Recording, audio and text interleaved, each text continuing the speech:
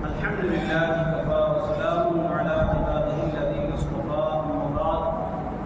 فأعوذ بالله من الشيطان الرجيم بسم الله الرحمن الرحيم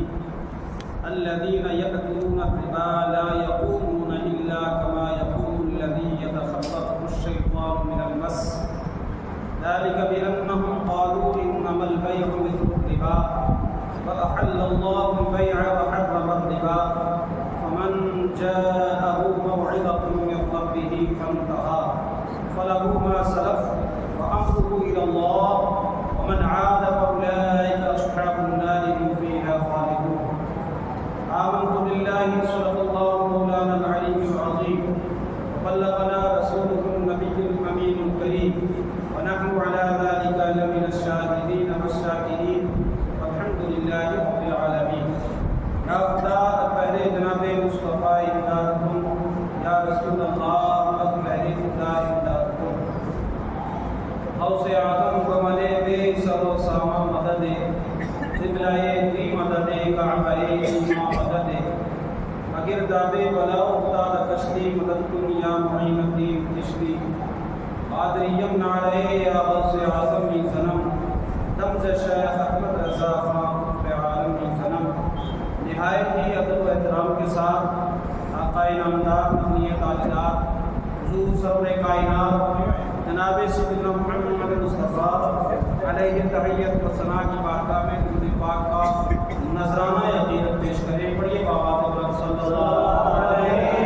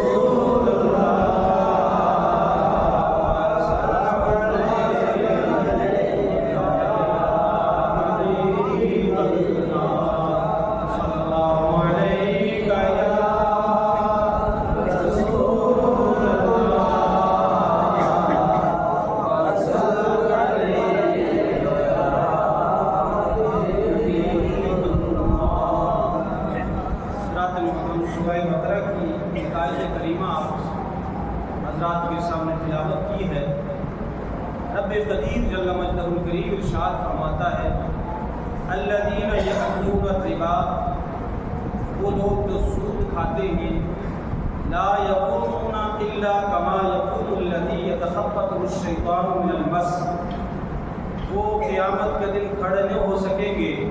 مگر اس طریقے سے کہ جس طریقے سے شیطان نے کسی کو چھو کر اس کو مخبوط کر دیا ہو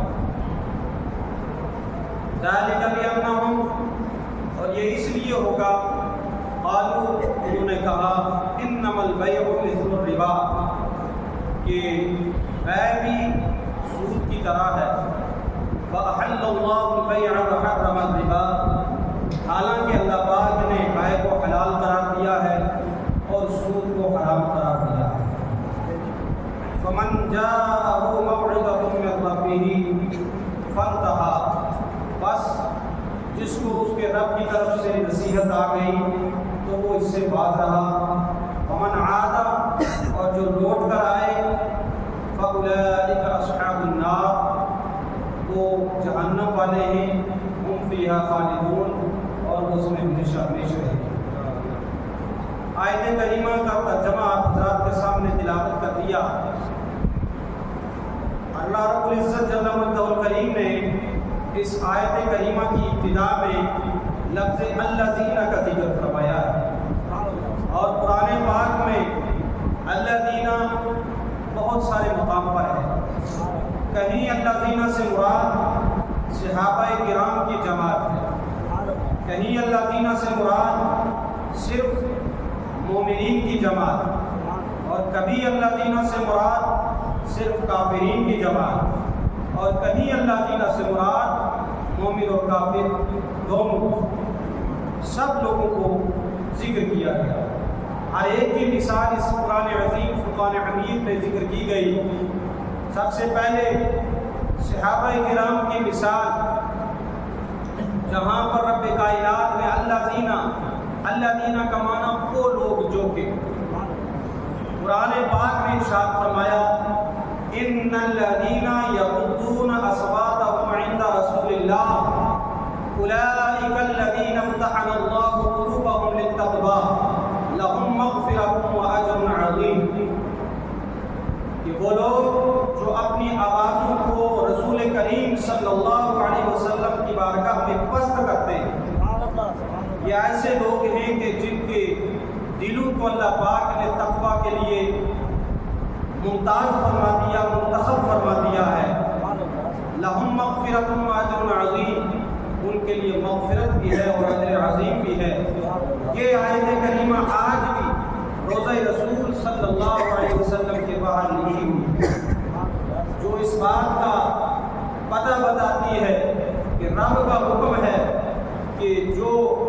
رسول کریم صلی اللہ علیہ وسلم کی بارگاہ میں آ گیا اس کو اپنی آواز کو پست کرنا چاہیے۔ یہ صحابہ کرام کی شان تھی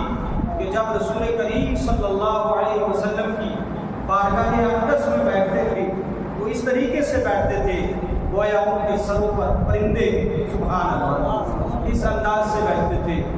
اور اگر اللہ زینہ سے مراد مومنین ہوں اس کی مثال اللہ پاک نے قرآن عظیم میں ارشاد فرمایا الذین یقیمون الصلاۃ ویؤتون الزکاۃ، وہ لوگ جو نماز کو قائم کرتے ہیں اور زکوٰۃ ادا کرتے ہیں۔ یہاں پر اللہ زینہ جو اس سے مراد ہے ایمان کا، صرف ایمان کا۔ اور اگر اللہ زینہ کا معنی میں نے آپ کو بتایا وہ لوگ جو کہ اللہ زینہ سے مراد کافرین ہوں اس کی مثال ہے الذین ان الذین کفروا سواء علیہم انذرتہم ام لم تنذرہم لا یؤمنون، بے شک جنہوں نے کفر کیا برابر ہے ان کو ڈراؤ یا نہ ڈراؤ وہ ایمان لانے والے نہیں ہیں۔ حضرات محترم، اور چوتھی مثال آپ کے سامنے کہ جہاں پر اللہ زینہ سے مومن بھی مراد ہوں، کافر بھی مراد ہوں، کوئی بھی مذہب والا ہو وہ سب مراد ہوں، اس کی مثال جو آج آیت کریمہ پڑھی ہے الذین یأکلون الربا، وہ لوگ جو سود کھاتے ہیں۔ توجہ ہے، یہ مثالیں میں نے آپ کے سامنے اس لیے عرض کی کہ اگر بادشاہ اسلام بھی ہو اور اس کی سلطنت میں اگر غیر مسلم بھی رہتا ہو، اگرچہ وہ بہت ساری چیزوں کی چھوٹ دے گا لیکن سود ایک ایسی لعنت ہے کہ جس کی بادشاہ اسلام کافر کو بھی اجازت نہیں دے گا، اس لیے کہ سود سے ملک تباہ ہوتے ہیں، سود سے قوم تباہ ہوتی ہے، سود سے معیشت تباہ ہوتی ہے،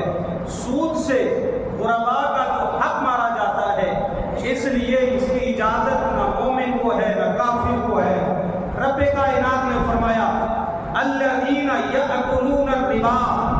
وہ لوگ جو سود کھانے والے۔ حضرات محترم توجہ رکھیں، بہت قیمتی باتیں آپ کے سامنے رکھوں گا۔ پہلے تو سود کی تعریف ڈیفینیشن آپ سماعت کریں، سود کہتے کسے ہیں اور سود کن چیزوں میں ہوتا ہے۔ سود ناپنے والی چیزیں اور تولنے والی چیزیں جن کا جنس بھی ایک ہو، جن کا نام بھی ایک ہو، اس کو ڈبل کر کے اس میں زیادتی کر کے لینا، یہ سود کہلاتا ہے۔ جو ہے یہ سود کی مثال میں آپ کے سامنے عرض کروں، مثال کے طور پر آپ کے پاس ایک بوری گیہوں ہے، ایک بوری گیہوں ہے اور